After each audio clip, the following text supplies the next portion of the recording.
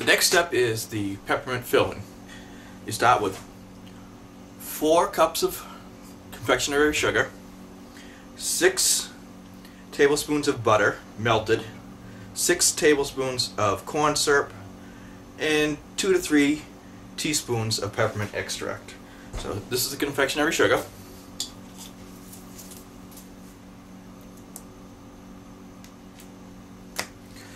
That's about 6 tablespoons of corn syrup. This is the melted butter and peppermint extract. Now you mix it together.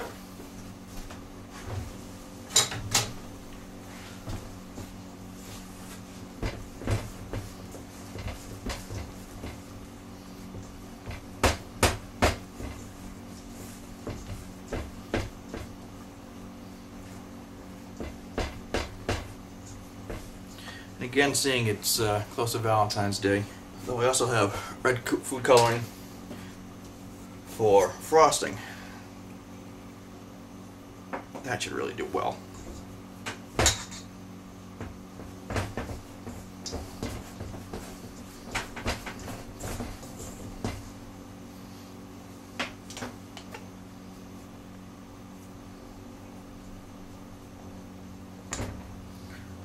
So started mixing. This is one of those things you're better off mixing with your hands.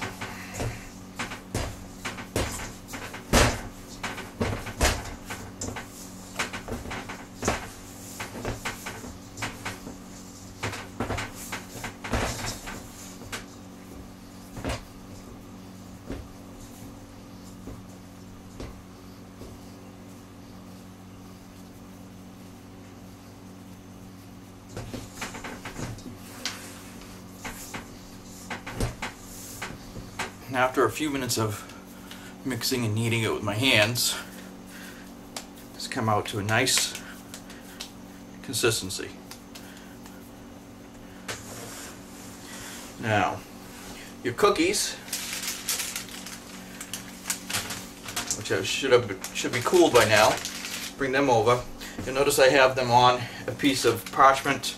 I got a piece of parchment paper because I don't have any wax paper. But you can just put them on wax paper. That's so the next step is putting chocolate on them, and you don't want it to stick. Now you just take a little dab, find it out. Well, the round ones, if you're using round cookies, it's a little bit easier.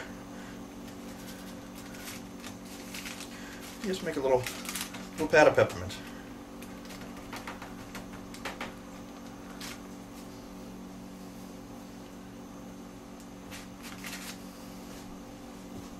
I'll take each cookie, put it down,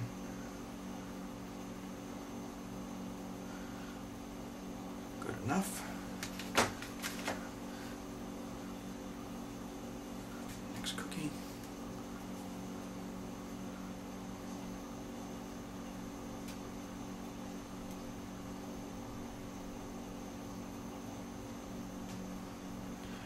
And you continue that for all the cookies.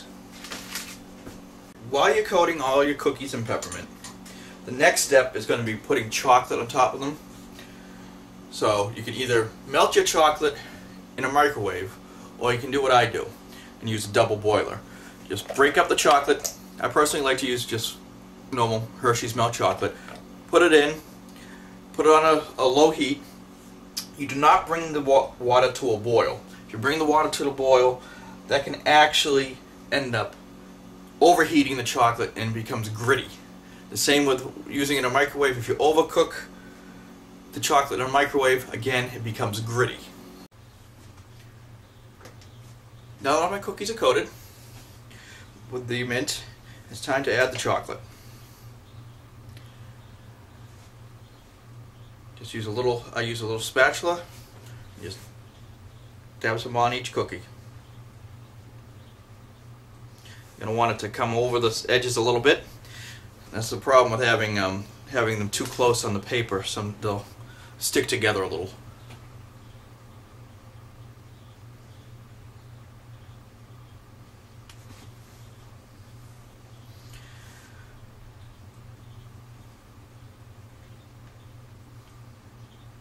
Now when I'm making these, I use, for the chocolate, I use the large Hershey bars.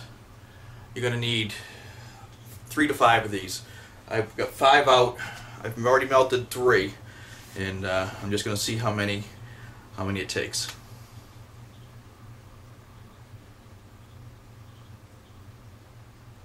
Now if you're using chocolate chips, the consistency of chocolate chips is different, of course, than the consistency of a candy bar.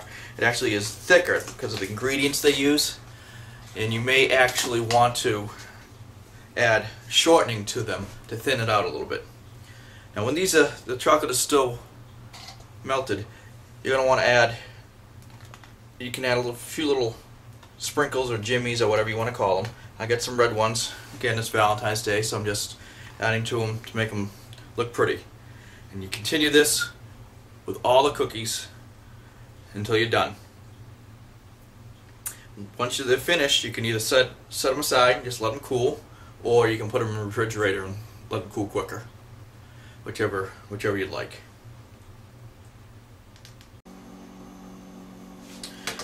Well, happily, 3 candy bars were enough to cover all the cookies. They're all set. Now I'm ready to put in the refrigerator for a couple hours so they can set. And then I can put them away into a container.